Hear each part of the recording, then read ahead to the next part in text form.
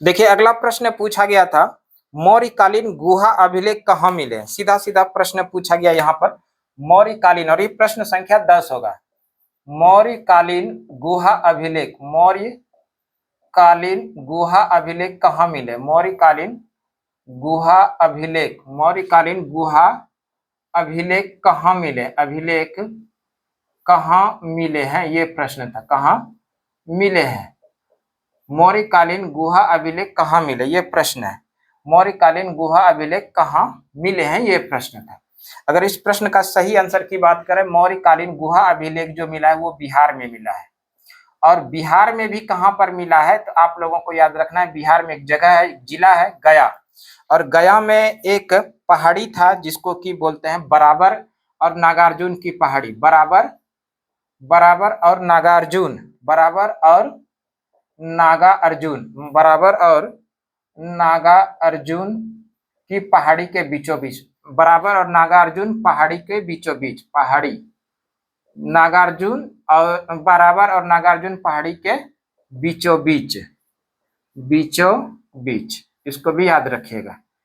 कहां पर मिला है मौर्यकालीन गुहा अभिलेख जो मिला है वो बिहार के गया में। गया में भी कहां पर, बराबर एक पहाड़ी है, बराबर गुफा, बराबर की पहाड़ी, और एक है नागार्जुन की पहाड़ी, इसी के बीचों बीच मौर्यकालीन गुहा अभिलेख की जानकारी मिला है। ठीक है, अब हम लोग अगले प्रश्न पर चलते हैं।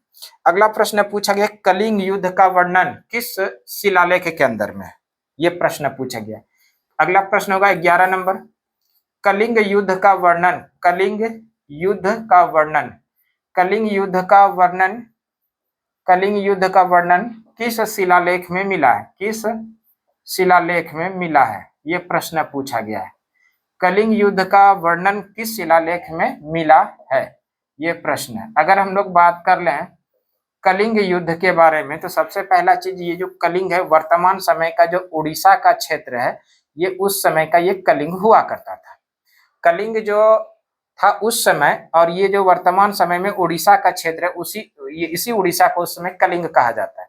कलिंग का जो युद्ध हुआ था, ये हुआ था अशोक के द्वारा, अशोक के राज्याभिषेक के, अशोक के राज्याभिषेक के 8वें वर्ष में।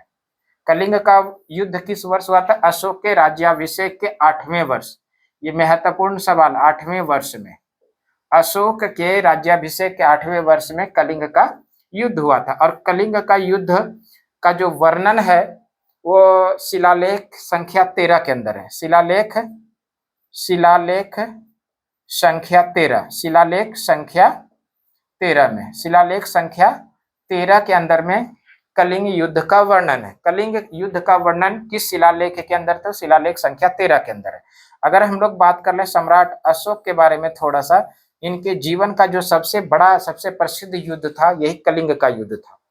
कलिंग के युद्ध के बाद अपने जीवन में अशोक ने कभी भी हथियार नहीं उठाने की प्रतिज्ञा किया, प्रतिज्ञा ही नहीं किया बल्कि इन्होंने बौद्ध धर्म को अपना लिया। कलिंग युद्ध के बाद सम्राट अशोक ने बौद्ध धर्म को अपना लिया। बौद्ध धर्म को अपना ही नहीं लिया बल्कि बौद्ध धर्म के बारे में, बौद्ध धर्म का जो गौतम बुद्ध का जो जन्मस्थली है लुम्बिनी, उसको कर मुक्त कर दिया। लुम्बिनी जो कि कपिलवस्तु लुम्बिनी नेपाल के अंदर, इसको, इस जगह को क्या कर दिया, कर मुक्त कर दिया। इतना ही नहीं, बौद्ध धर्म का प्रचार प्रसार के लिए अशोक ने अपने पुत्र महेंद्र और पुत्री संघमित्रा को बौद्ध धर्म के प्रचार के लिए सिंघल यानी श्रीलंका भेजा। इस तरह का प्रभाव पड़ा गौतम बुद्ध। एक प्रश्न और आएगा कि सम्राट अशोक ने किनसे बौद्ध धर्म की दीक्षा लिया, तो आप लोग आंसर कीजिएगा। एक बौद्ध भिक्षु है जिसका नाम है उपगुप्त। इसी उपगुप्त नामक बौद्ध भिक्षु से सम्राट अशोक ने बौद्ध धर्म का दीक्षा लिया था। ठीक है, तो ये सारा सवाल किससे संबंधित हो गया, सम्राट अशोक से हो गया। सम्राट अशोक जो है ये मौर्य वंश का तीसरा शासक था। और अशोक के शिलालेख को सबसे पहले किसने पढ़ा था, ये भी प्रश्न याद रखिएगा। अशोक के शिलालेख को पढ़ा था सबसे पहले, सबसे पहले किसने, अशोक के शिलालेख को पढ़ा सबसे पहले किसने, तो आप लोगों को याद रखना है जेम्स प्रीसेप। जेम्स प्रीसेप नामक व्यक्ति ने सम्राट अशोक के शिलालेख को सर्वप्रथम पढ़ा था। कब, तो 1837 में। प्रश्न यहाँ से भी आता है, सम्राट अशोक के शिलालेख को सर्वप्रथम किसने पढ़ा, तो हम लोग सीधा सीधा आंसर करेंगे जेम्स प्रिसेप नामक व्यक्ति जो है, इसी ने 1837 में सर्वप्रथम सम्राट अशोक के शिलालेख को पढ़ा था। अगर प्रश्न आ जाए सम्राट अशोक के अभिलेख को खोजा किसने था सर्वप्रथम, इसका अगर खोज की बात किया जाए तो टी पैंथलर का नाम याद रखिएगा। टी पैंथलर टी पैंथलर ने इनके अभिलेख को सर्वप्रथम खोजा था, और किस वर्ष, 1750 में। तो दोनों अलग अलग प्रश्न है। अगर खोज की बात किया जाएगा तो आप लोग टी पैंथलर कीजिएगा, और पढ़ने की बात किया जाएगा तो जेम्स प्रिसेप कीजिएगा। इतना क्लियर है। अगले प्रश्न पर हम लोग चलते हैं। अगला प्रश्न पूछा गया है, अगला प्रश्न आया है गिरनार पर्वत से संबंधित है। गिरनार पर्वत का मरम्मत किसने कराया था? गिरनार पर्वत सबसे पहले ये समझिए कहां पर है। गिरनार पर्वत पर एक झील है, झील का नाम याद रखिएगा, सुदर्शन झील। सुदर्शन झील का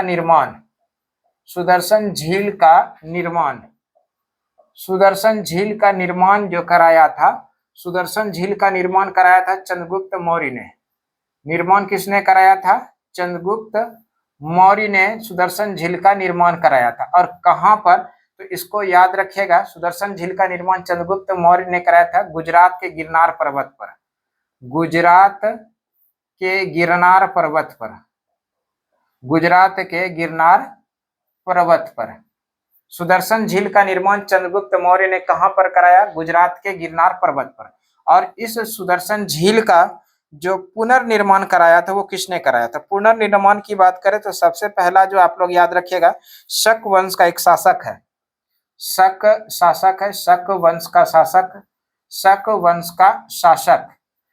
वंश के शासक का नाम जो है वह है रुद्रदामन ने सुदर्शन झील का मरम्मत कराई थी। और एक और नाम याद रखिएगा जो कि गुप्त वंश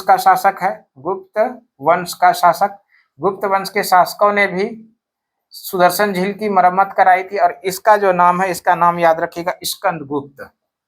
इस स्कंदगुप्त ने भी सुदर्शन झील का मरम्मत कराया था। तो यहाँ पर प्रश्न कई बार देखने के लिए इस तरह से मिला है कि इनमें से सुदर्शन झील का निर्माण में सुदर्शन झील से संबंधित कौन नहीं है। कौन कौन यहाँ पर हम लोग पढ़े? चंद्रगुप्त मौर्य ने इसका निर्माण कराया, रुद्रदामन ने इसका मरम्मत कराई, और स्कंदगुप्त ने भी इसकी मरम्मत कराई थी। ये तीनों लोग तो इनसे संबंधित है। और इनके बाद जो भी ऑप्शन रहेगा उसको आंसर आप लोग कर दीजिएगा। ठीक है। यहाँ पर किस किस तरह का प्रश्न बना? सुदर्शन झील का निर्माण किसने कराया? सुदर्शन झील का निर्माण कराया चंद्रगुप्त मौर्य ने। सुदर्शन झील का निर्माण कहाँ पर करवाया गया है? तो गुजरात के गिरनार पर्वत पर। सुदर्शन झील का मरम्मत किसने कराया? तो शक वंश के शासक का नाम अगर पूछेगा तो रुद्रदामन कीजिएगा, गुप्त वंश के शासक का नाम पूछेगा तो स्कंदगुप्त करिएगा, और इसके अलावा जो भी ऑप्शन पे जो डिपेंड करेगा उसको देखकर आप लोग आंसर कीजिएगा। अगला प्रश्न देखिए क्या है। अगला प्रश्न पूछा गया, ये प्रश्न संख्या 13 था। अगला प्रश्न नंबर 14 देखिए। 14 प्रश्न संख्या में पूछा गया अष्टाध्यायी किसने लिखी? अष्टाध्यायी किसने लिखा? अष्टाध्यायी, सीधा सीधा प्रश्न यही पूछा गया था। अष्टाध्यायी किसने लिखा है? अष्टाध्यायी किसने लिखा है? अगर अष्टाध्यायी के बारे में बात कर लें, अष्टाध्यायी किसने लिखा है? अष्टाध्यायी पाणिनि ने लिखा है। अष्टाध्यायी किसने लिखा है? पाणिनि ने। और अष्टाध्यायी के बारे में एक और प्रश्न याद रखिएगा, संस्कृत व्याकरण का प्रथम पुस्तक, संस्कृत व्याकरण का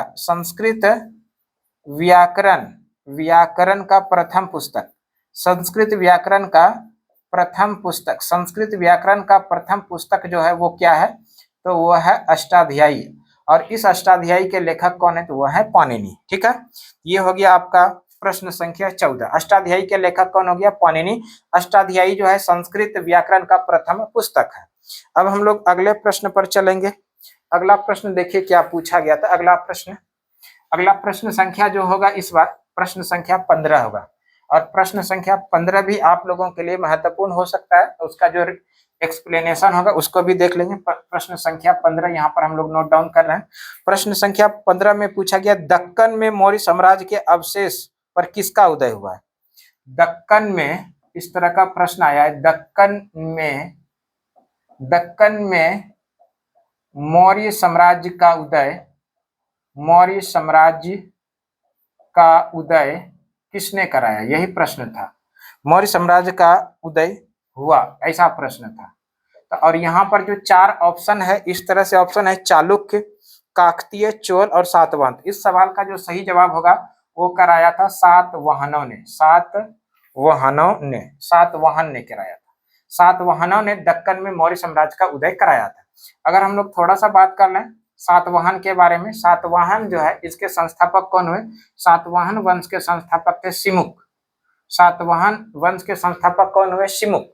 और सातवाहन वंश के जो सबसे प्रसिद्ध और महानतम शासक हुआ, प्रसिद्ध सातवाहन वंश के प्रसिद्ध वो सबसे महानतम शासक जो हुआ, महानतम शासक, प्रसिद्ध और महानतम शासक जो हुआ उसका क्या नाम है? तो ये आप लोग याद रखिएगा, गौतमी पुत्र सातकर्णी, गौतमी पुत्र सातकर्णी, गौतमी पुत्र सातकर्णी, गौतमी पुत्र सातकर्णी। गौतमी पुत्र सातकर्णी जो है ये मौर्य, ये जो है सातवाहन वंश के सबसे प्रसिद्ध और महानतम शासक हुआ। अगला प्रश्न है 16 नंबर। 16 नंबर प्रश्न देख लेते हैं क्या? प्रश्न संख्या 16। प्रश्न संख्या 16 में पूछा गया है कि संगम साहित्य की रचना किस भाषा में हुई है? संगम साहित्य, संगम साहित्य, संगम साहित्य, संगम साहित्य की रचना, संगम साहित्य की रचना किस भाषा में, रचना किस भाषा में हुआ है? संगम साहित्य की रचना किस भाषा में हुई, यह प्रश्न था। संगम साहित्य की रचना किस भाषा में हुई है? तो आप लोग ध्यान रखिएगा, संगम साहित्य की जो रचना किया गया था, इसका जो भाषा है, तो इसका भाषा जो है वो है तेलुगु। क्या है? तेलुगु। संगम साहित्य की रचना किस भाषा में हुआ? तो तेलुगु भाषा में है। और एक सवाल और याद रखिएगा, दक्षिण भारत का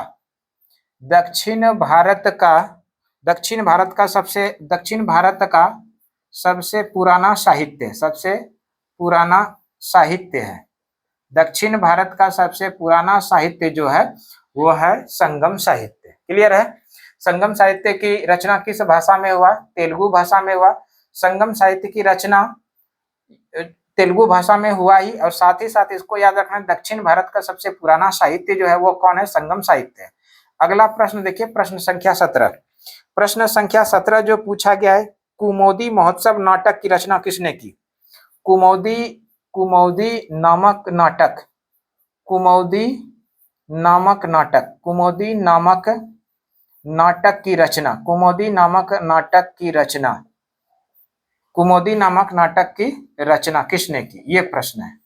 कुमोदी नामक नाटक की रचना के बारे में बात करें तो इसका 2 भाषा में हुआ है, एक तो संस्कृत भाषा में हुआ है। अगर संस्कृत भाषा की बात कर लिया जाए कि संस्कृत भाषा में किसने किया, तो संस्कृत भाषा में किया था विजय भट्टारिका, विजय भट्टारिका, विजय भट्टारिका, विजय भट्टारिका कहिए, या इसी को जो कहा जाता था वजिका कहा जाता था, वजिका, वजिका। और यहाँ पर ऑप्शन में वजिका ही दिया गया है। ठीक है, तो कुमोदी नामक नाटक की रचना संस्कृत में किसने किया था? तो विजय भट्टारिका ने किया था, जिसको वजिका कहा जाता है।